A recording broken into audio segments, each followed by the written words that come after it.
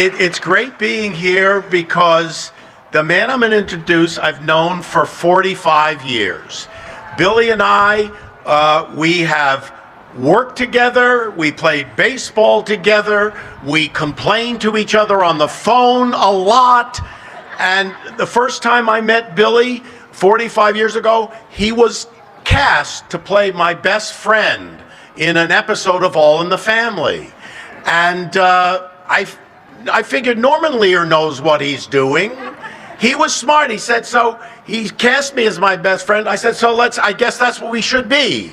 And so from that day on, we've been best friends. And it's worked out pretty good. Pretty damn good.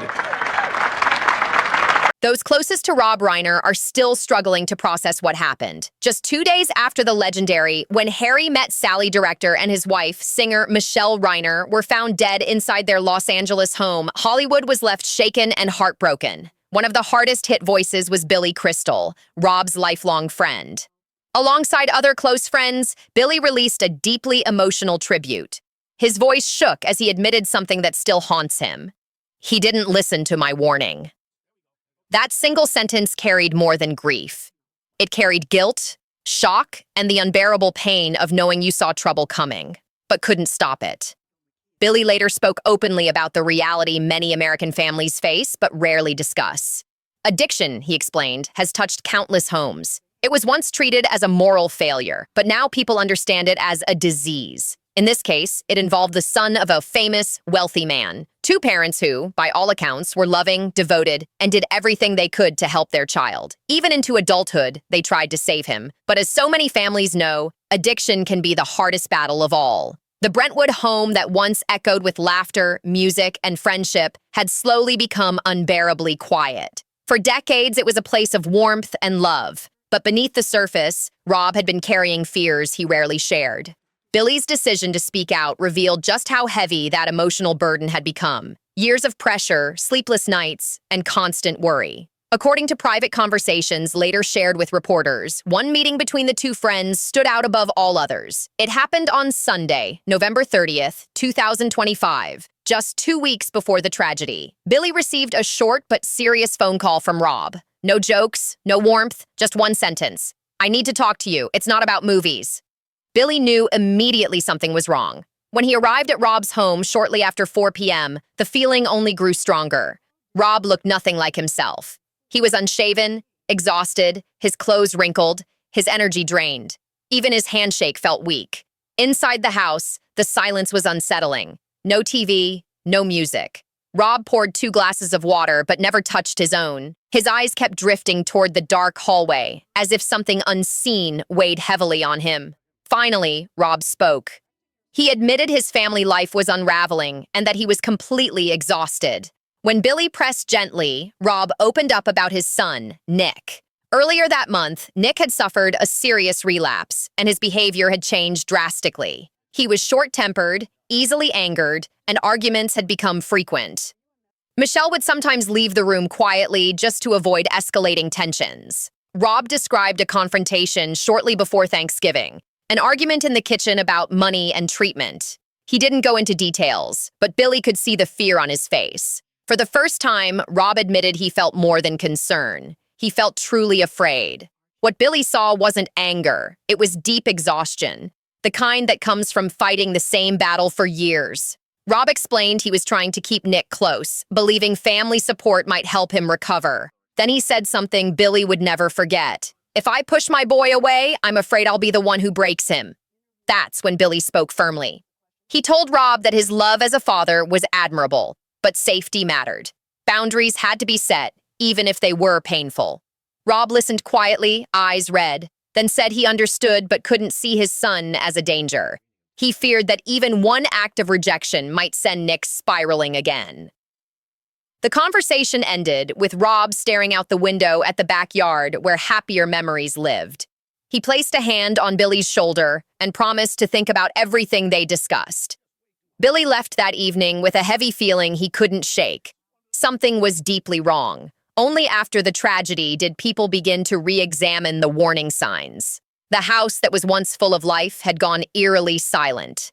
When someone arrived for a scheduled visit and received no response, the truth finally came to light. Inside, everything changed. Billy later admitted that disbelief was his first reaction. "This doesn't sound like the Rob I knew," he said. What haunted him most was not just what happened, but how slowly it unfolded. The silence, the separation, the fact that Rob and Michelle weren't together in their final moments. Rob had once described the tension in his home as something that didn't explode all at once, but crept in slowly, room by room, like a shadow. And tragically, that's exactly how it appeared in the end.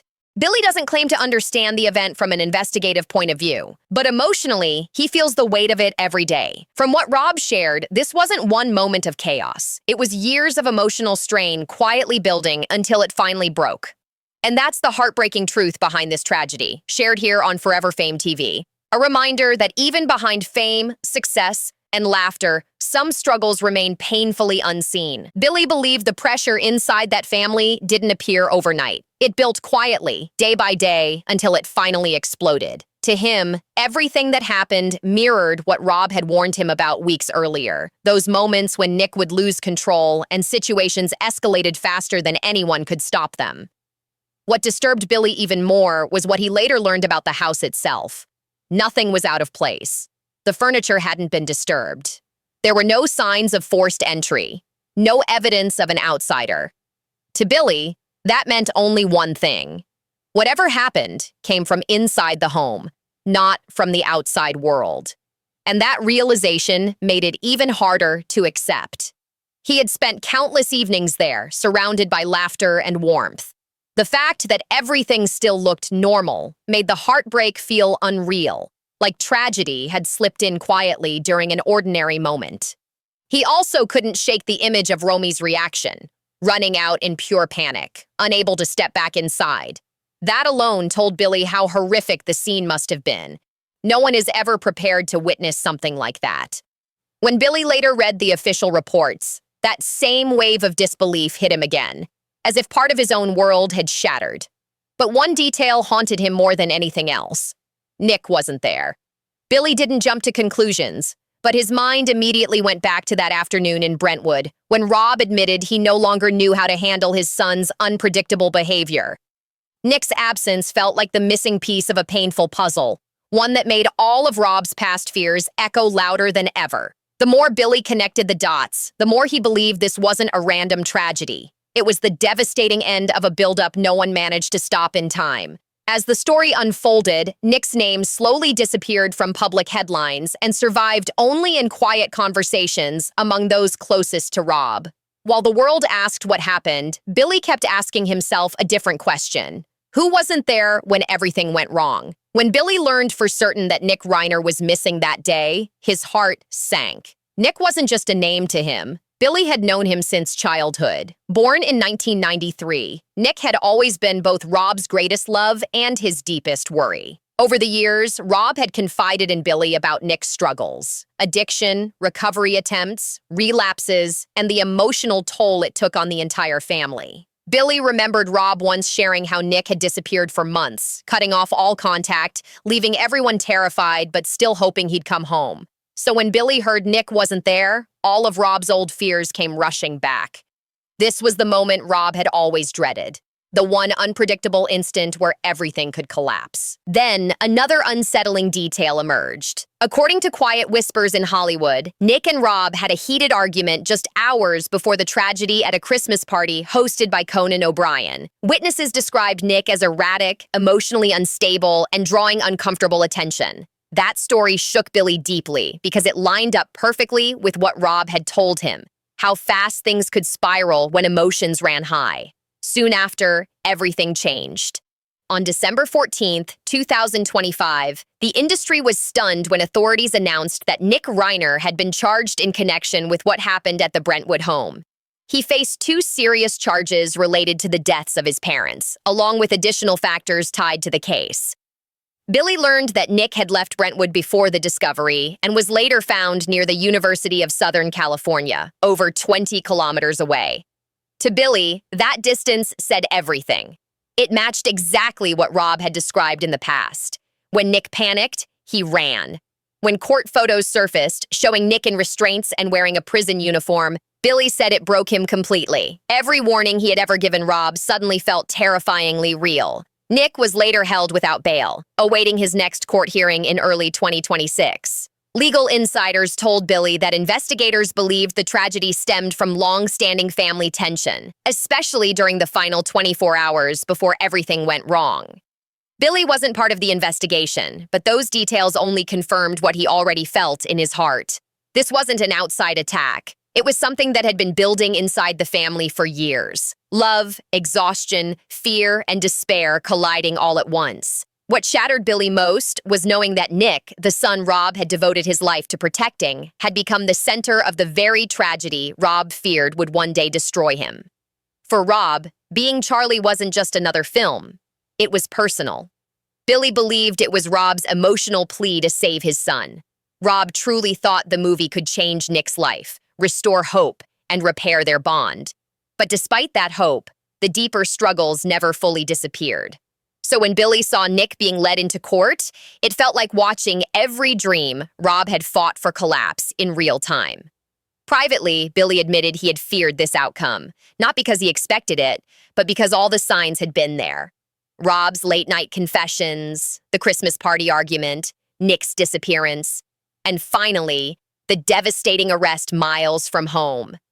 Together, they formed a tragic pattern that could no longer be ignored. As the case moved into formal court proceedings, Billy knew there was no escaping reality. The story had entered a painful new chapter, one where love, loyalty, and friendship could no longer protect anyone. Friends in Beverly Hills said Billy slowly withdrew from public life. He skipped dinners, avoided gatherings, and spent quiet nights driving through Brentwood before returning home in silence. Those close to him said he looked like a man haunted by memories too heavy to carry. For Billy, losing Rob wasn't just losing a friend. It felt like losing a part of himself. Rob had been the first call during life's best moments and the voice of comfort during its worst. What hurt most was knowing it all ended without Billy there beside him. Friends said Billy constantly replayed their final meeting. Rob's tired eyes, his shaky voice, the heavy silence in the room. Billy admitted he sensed something was wrong, but convinced himself Rob could handle it. That belief became the wound that never healed. He began blaming himself for leaving too soon, for not insisting on one more visit, for not pushing harder when the signs were right in front of him. Some friends said he reread old texts and listened to saved voicemails, holding on to every small joke and shared memory. One friend recalled Billy quietly saying, "I thought I still had plenty of time. I was wrong." That became his private confession. Not anger, not blame, but deep, lasting regret. And in the end, the person Billy was hardest on wasn't Rob or Nick or anyone else. We watched last night, when Harry Met Sally, and I hadn't seen it in like 25 years or more.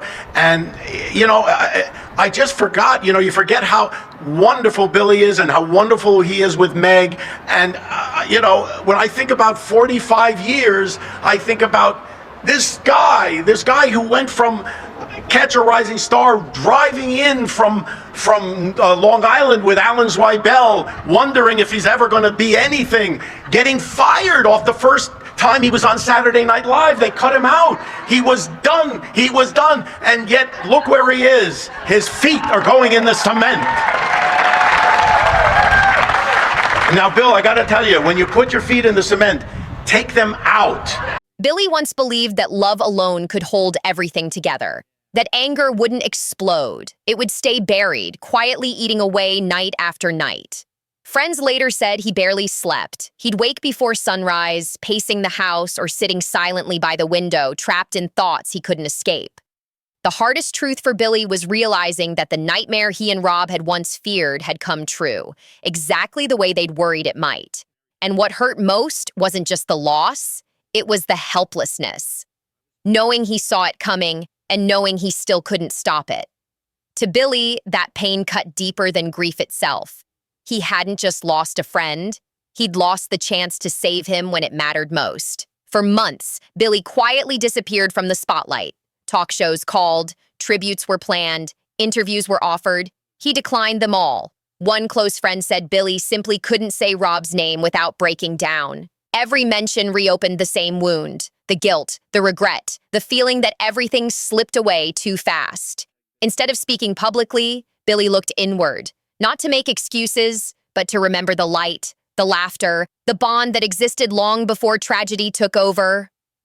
Slowly, the story shifted from heartbreak to something gentler, a lifelong friendship built on nearly 50 years of loyalty, creativity, and trust.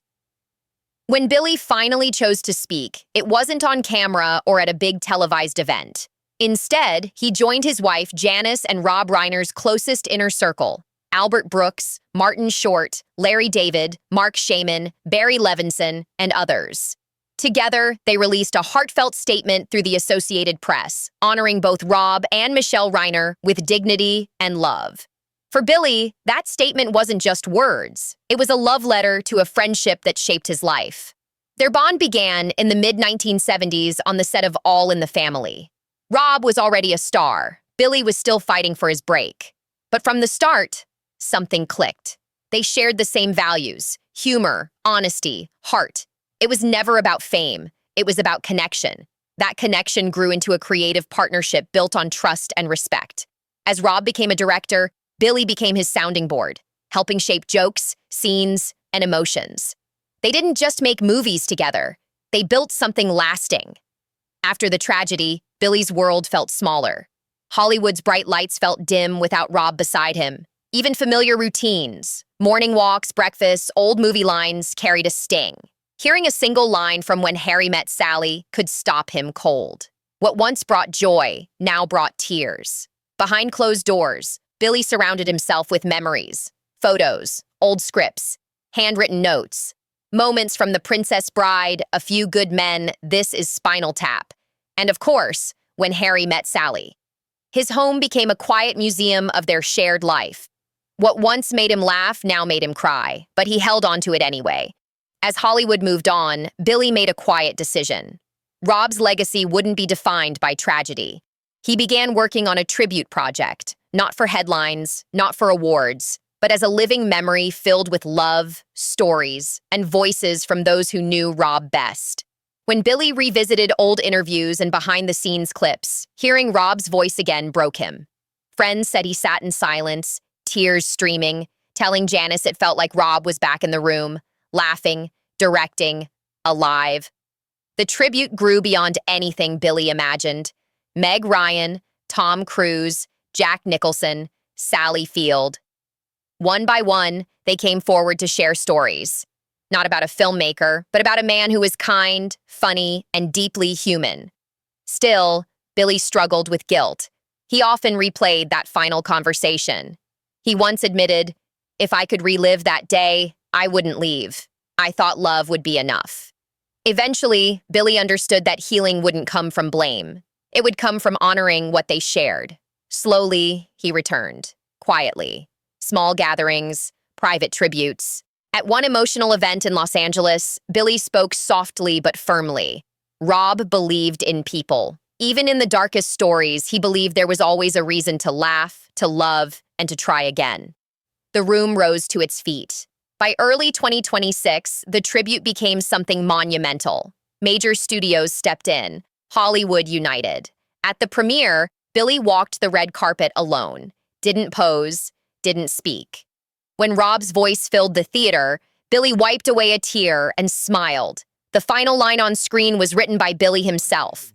For Rob, you taught the world how to laugh, love, and believe in people. That night, something inside Billy finally settled. The grief remained, but it no longer consumed him. He realized Rob had never really left. Every laugh in a crowded theater carried his spirit forward. Billy Crystal didn't find peace by forgetting. He found it by remembering. When Harry Met Sally wasn't just a classic, it was proof of what happens when two creative souls trust each other completely. And for Billy, Rob Reiner wasn't just a collaborator, he was family. The loss of Rob and Michelle Reiner reached far beyond Hollywood. Behind the fame was something deeply human: love, regret, and the painful question of whether anything could have changed the ending.